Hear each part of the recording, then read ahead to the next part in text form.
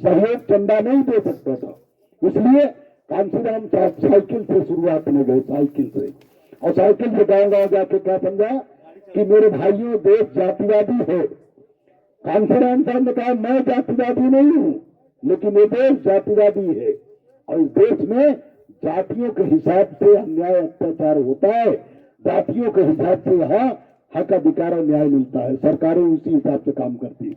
आप सब लोग अपना पूरा वोट मेरी पार्टी में दो, नीले झंडे के साथ खड़े हो जाओ। कांग्रेस को छोड़ दो, बिरादरी का विधायक, बिरादरी का मंत्री, बिरादरी का सांसद, बिरादरी का राज्यपाल बनाना छोड़ दो, बसपा के साथ खड़े हो जाओ। तुम्हें ताकत मिल जाएगी, तुम्हारा महत्व बढ़ जाएगा।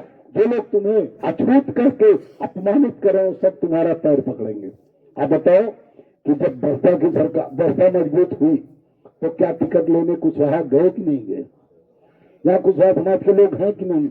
कितने लोग होते हैं यहाँ सुबह थे? किसी भी समाज के लोग सबका सम्मान है, लेकिन कुशवाहा समाज कितने लोग हैं? हाँ, ज्यादा लोग। जो अन्य समाज के जो लोग हैं उन्हें मैं प्रणाम करता हूँ, उन्हें मैं नमन करता हूँ, वंदन करता हूँ, मैं किसी का अपमान नहीं करता। लेकिन मैं चूंकि महान दल बनाया, मैं महान दल के बारे में बात करूँ, कुशवाहा समाज से बात करने आया हूँ, उन्हें समझाने आया हूँ कि अपनी पार्टी जब तक नहीं होगी, विकास नहीं हो, तो उनसे बात करना जरूरी, हम सबका सम्मान। लेकिन जब बहुजन समाज पार्टी एकजुट हुए, जाटव समाज एकजुट तो पहले थे, कांग्रेस में थे, लेकिन जब अपने झंडे के नीचे एकजुट हुए तो विकास हुआ कि नहीं हुआ उनका? बोले विकास हुआ, उनको सब कुछ मिला कि नहीं मिला? लेकिन जब एकजुट हो रहे थे, जब एकजुट हो गए तो क्या कुशवाहा टिकट मांगने नहीं गए? क्या पाल प्रजापति यादव और मुसलमान टिकट मांगने गए कि नहीं गए? गए थे सब टिकट मांगने, बहन का पैर छूने गए।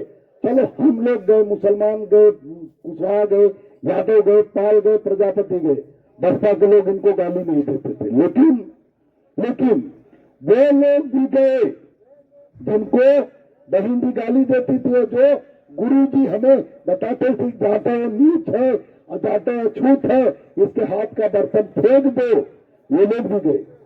ठाकुर ब्राह्मण बनिया भी गए, मुसलमान गए, पाल गए, यादव गए, कुशवाहा गए, तो कोई गलत बात नहीं।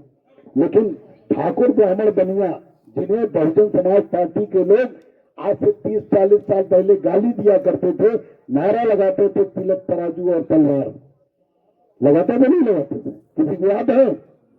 तिलक तराजू और तलवार, इनको मारो जूता चार, सबको पता। इसका मतलब मैं अपनी ओर से नारा नहीं बता रहा हूं। तिलक तराजू और तलवार, इनको मारो जूता चार। बहन जी ने तो नहीं, मैंने सुना, लेकिन बर्ता के नीचे के पदाधिकारी ये नारा लगाते थे। तिलक माने पंडित जी, तराजू माने बनिया जी और तलवार माने ठाकुर साहब। इनको बिना गुनाह के, मैं नहीं कह रहा हूं, ये बस्ता के लोग कहते थे कि इनको मारो चार जूता चार। तो इन्हें तो नहीं जाना चाहिए तो बस टिकट मांगने, लेकिन ये लोग भी गए टिकट मांगने। तो आप बताओ कुशवाहा समाज के भाइयों या किसी भी समाज के आप हो, आप बताओ, जब तक आप अपना वोट अपनी पार्टी के साथ गोलबंद कर दोगे तो दूसरे लोग आपसे टिकट आपके पार्टी से मांगेंगे नहीं मांगेंगे? ताकत बढ़ेगी कि नहीं बढ़ेगी?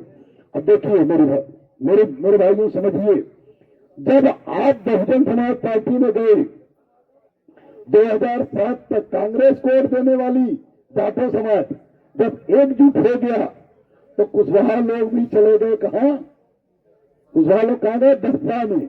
और बसपा में जाटव समाज के साथ साथ दूसरे सबसे बड़ी उत्तर प्रदेश की बिरादरी, मुसलमान समाज का वोट सबसे ज्यादा।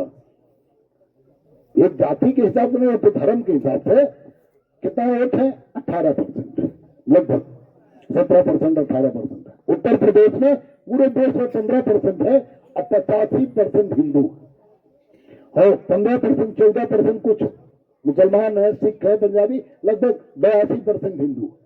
लेकिन ये धर्म के हिसाब से 14, हिंदुओं में सबसे ज्यादा संख्या जाटव समाज की है 15% और दूसरे नंबर पर कुशवाहा समाज की संख्या 14%।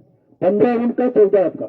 यही वोट आप बताओ 2007 के पहले कुशवाहा समाज पूरा अपना वोट बहुजन समाज पार्टी को देता था कि नहीं देता था? बोलो देता था? तो ताकत मिली, हमें मिली क्या?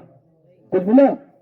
बहुजन समाज पार्टी की सरकार में हमें भी जैसे कांग्रेस की सरकार में जाटव समाज को कुछ नहीं मिला, केवल मंत्री विधायक मिले, वैसे ही बसपा की सरकार में हमें भी 2 मंत्री मिले, बाबू सिंह कुशवाहा, स्वामी प्रसाद मौर्य, और दोनों गांधी जी के बंदर। न सुनाई देता था इन्हें, न दिखाई देता था इन्हें, और न तो सवाल ये है कि क्यों नहीं बोले? बहिंदी ने कौन सा रोक रखा था? लेकिन रोक रखा। आप सोचो बसपा की सरकार में क्या किसी जाटव समाज के व्यक्ति को पुलिस वाले पीट के मारने की हिम्मत जुटा पाते क्या? सोच के देखो, बोलो, क्या बसपा की सरकार होती तो जाटव समाज के किसी नौजवान को पुलिस वाले पीट के मारने की हिम्मत जुटा पाते क्या? नहीं। इसका मतलब बसपा की सरकार जब थी तो जाटव समाज के बच्चों की अलग इज्जत और कुशवाहा समाज के बच्चों की कोई इज्जत नहीं, कोई ताकत नहीं। तो कुल मिला के मैं आज आपके बीच में थोड़ी देर में ये खाली बताने आया हूं कि ये देश जातिवादी है, और जो लोग अपनी पार्टी बनाते हैं गोलबंद होते हैं। कुछ लोग कहते हैं एकजुट हो जाओ विकास हो जाएगा, बिल्कुल गलत बात।